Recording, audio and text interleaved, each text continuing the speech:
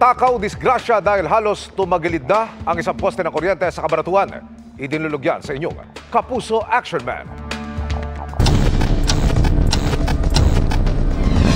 Natibag na ang semento malapit sa pundasyon at nawala na sa tuwid na pagkakatayo ang posting ito ng Cabanatuan Electric Corporation o CELCOR sa Maharlika Highway sa Barangay Bangad, Cabanatuan City. Ang nakababakalang sumbong ng isang concerned citizen sa inyong Kapuso Action Man. Halos bumigay na ang poste dahil sa mga tumabinging bakal nito. Mahigit isang taon na raw yung problema sa lugar na madalas pa namang daanan ng mga motorista at pedestrian. Bilang remedyo, pansamantala muna itong tinukuran ng isa pang poste.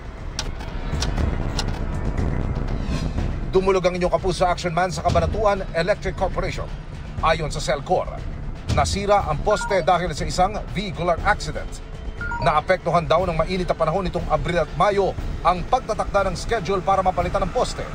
Mas kinailangan din daw nilang tutukan na makapagsagawa ng maintenance activities para mabawasan ang power interruption sa kanilang nasasakupan. Makaraan ang pagkaantala na palitan ang poste nitong 24 ng Hunyo.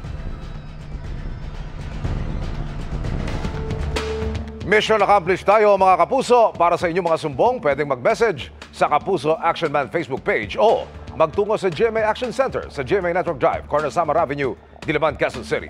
Dahil sa namang reklamo, pang-abuso o katiwalian, tiyak may katapat na aksyon sa inyong Kapuso Action Man.